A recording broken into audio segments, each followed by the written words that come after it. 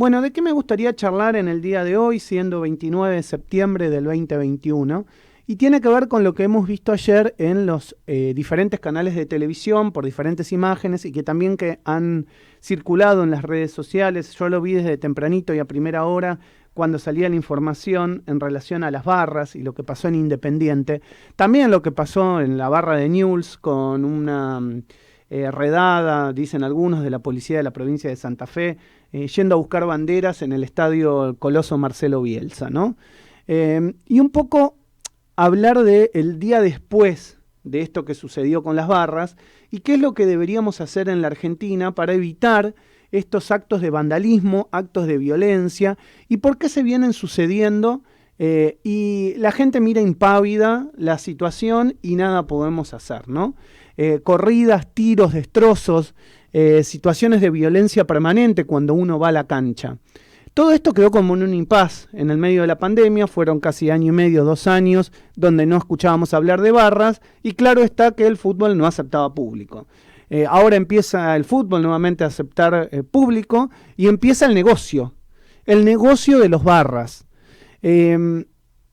Cuando uno va a la cancha, entiende, o hace muchos años, yo digamos ya tengo 40 y tantos, no voy a decir 40 y cuantos, 40 y tantos, y empezaba a ir a la cancha y vos sabías que tal vez el que estaba en la hinchada podía cobrarte algún tipo de peaje para cuidarte el auto cuando llegabas a alguno de los estadios, o bien ibas a ver algún equipo de inferiores y alguno de los hinchas tenía la concesión del bar, o bien tenían los negocios paralelos, ¿no?, que suele haber en los clubes. El kiosco, etcétera. El estacionamiento o el cuidado de los autos, el que vendía el choripán, etcétera, etcétera, etcétera. Entonces, esto es una concatenación de hechos que ha venido sucediendo, dejando entrar a los barras por parte de los propios dirigentes a los clubes.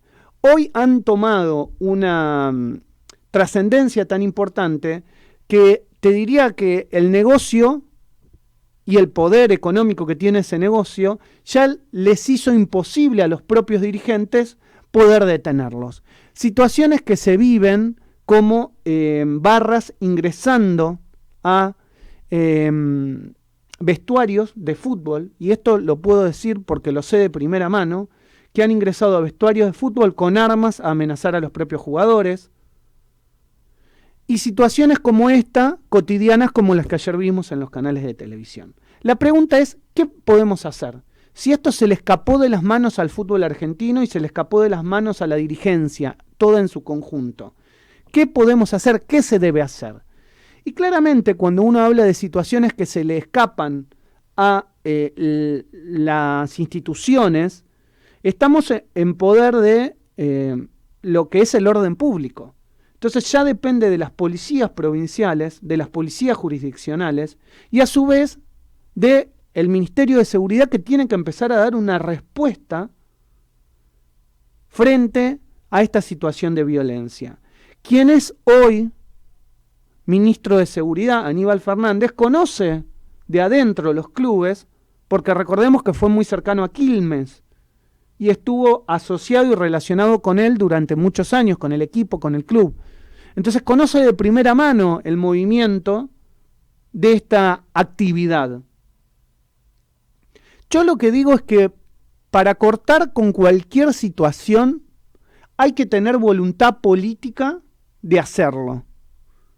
No es tan difícil porque viendo las imágenes, más allá de que alguno pueda tener barbijo o no pueda tener barbijo, vos podés saber quiénes son estas personas, erradicarlos del fútbol, pero erradicarlos también de los negocios paralelos. Porque aquel que está cobrando peaje para que vos puedas estacionar, todos sabemos que es un delito y si lo querés sacar del entorno, lo podés sacar. Solo hay que tener decisión política y voluntad de cortarle los negocios para que el fútbol vuelva a ser lo que era. El fútbol donde vos podías ir a la cancha con tus hijos, donde vos podías ir a la cancha con tus nietos. Esa cancha que yo viví, que nadie me la contó, donde vos ibas a distenderte y más que algún epíteto o algún insulto por alguna situación de partido no se vivía. No se vivía.